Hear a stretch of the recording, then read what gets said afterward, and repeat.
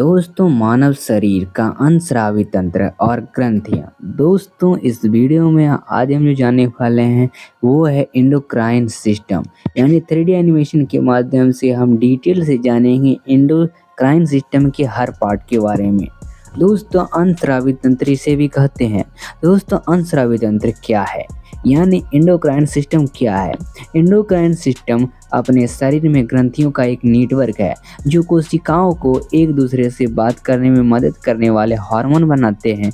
वे हमारे शरीर में लगभग हर कोशिका, अंग और कार्य के लिए जिम्मेदार हैं।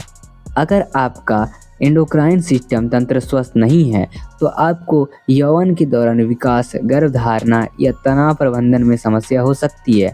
आपका वजन भी आसानी से बढ़ सकता है, आपकी हड्डियां कमज़ोर हो सकती है या ऊर्जा की कमी हो सकती है क्योंकि बहुत ज़्यादा चीनी आपके रक्त में हो जाती है और इसके वजह से वह आपकी कोशिकाओं में जाए जहां उसे ऊर्जा की ज़रूरत होती है। दोस्तों, ग्रंथि क्या है? यानी ग्रंथि एक ऐसी अंग है जो आपके शरीर में एक विशिष्ट कार्य करने वाले हार्मोन बनाते हैं और छोड़ते हैं। दोस्तों, अंतस्रावी यानी एंडोक्राइन सिस्टम और बाह्य स्रावी ग्रंथि अपने द्वारा बनाए गए पदार्थों को आपके रक्त प्रवाह में छोड़ती है। दोस्तों, अंतस्रावी तंत्र के कार्य क्या क्या हैं? एंडोक्राइन सिस्टम के वर्ग क्या हैं? एंडोक्राइन सिस्टम तंत्र क्या है और इसकी ग्रंथियां हार्मोन बनाती है और छोड़ती है जो आपके शरीर में लगभग सभी प्रक्रियाओं को नियंत्रण करता है। वे आपके चयापचय, वृद्धि और विकास को समन्वित करते हैं। आपको अपनी भावनाओं, मनोदशा, यौन क्रिया और यहाँ तक कि नींद को भी नियंत्रण करते हैं। आपका अंतस्रावी तंत्र कहलाता है। दोस्तों, आपका अंतस्रावी तंत्र आपकी मूड, वृद्धि, विकास, चयापचय, अंगों और प्रजननों को नियंत्रण करने वाले हार्मोन बनाते हैं। आपके हार्मोन कैसे निकलते हैं इसे नियंत्रण करता है और उन हार्मोनों को आपके रक्त प्रवाह में भेजता है ताकि वे शरीर के अन्य भागों तक पहुंच सकें। दोस्तों, एंडोक्राइन सिस्टम के यानी अंतस्रावी तंत्र के भाग कौन कौन से हैं? दोस्तों, कई ग्रंथियां अंतस्रावी तंत्र बनाती है। हाइपोथैलेमस, पिट्यूटरी ग्रंथि और पीनियल ग्रंथि आपके मस्तिष्क में है। थायराइड और पैराथायराइड ग्रंथियां आपकी गर्दन में है। थाइमस आपके फेफड़े के बीच में और एड्रेनल आपके गुर्दे के ऊपर और अग्नाशय आपके पेट के पीछे। आपको अंडाशय यदि आप एक महिला हैं या वृषण यदि आप पुरुष हैं तो आपके श्रोणि में क्षेत्र में है। तो दोस्तों, ये सब जितनी भी चीज़ें हैं ये सब आपके अंतस्रावी यानी एंडोक्राइन सिस्टम के भाग हैं। दोस्तों, एंडोक्रिन ग्लैंड्स ये क्या है? दोस्तों, इसमें सबसे पहले आती है हाइपोथैलेमस। यह अंग आपके अंतस्रावी तंत्र को आपके तंत्रिका तंत्र से जोड़ता है। इसका मुख्य काम आपके पिट्यूटरी ग्रंथि को हार्मोन बनाना शुरू करने, यौवन करने के लिए कहना है।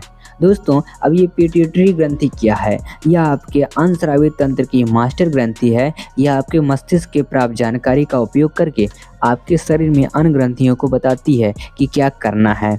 यह कई महत्वपूर्ण हार्मोन बनाती है जिसमें वृद्धि हार्मोन शामिल है। प्रोलैक्टिन जो स्तनपान कराने वाली माताओं को दूध बनाने में मदद करता है।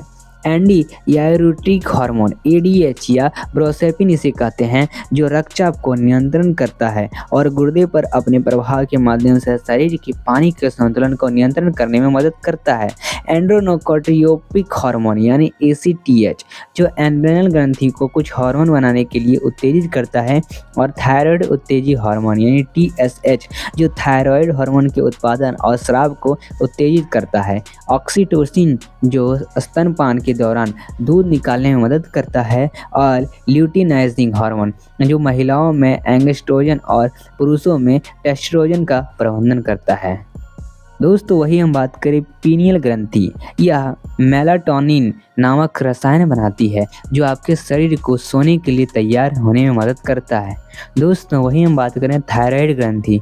यह थायराइड ग्रंथि हार्मोन बनाती है जो आपके विकास और चयापचय को नियंत्रण करता है। यदि यह ग्रंथि पर्याप्त मात्रा में नहीं बनाती तो हाइपोथायराइडिज्म नामक स्थिति हो जाती है। तो सब कुछ धीरे धीरे होता है और आपकी हृदय गति धीमी हो सकती है, आपको कब्ज हो सकता है और आपका वजन बढ़ सकता है। यदि आप बहुत अधिक बनाते हैं तो हाइपोथायराइडिज्म तो सब कुछ तेज हो जाता है और आपका दिल तेजी से धड़कता है और आपको दस्त हो सकता है और आप बिना प्रयास के वजन कम कर सकते हैं।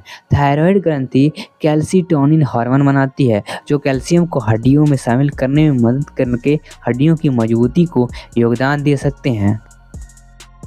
दोस्तों वही हम बात करें पैराथायरॉयड। यह आपके थायराइड के पीछे 4 छोटी ग्रंथियां का एक समूह है।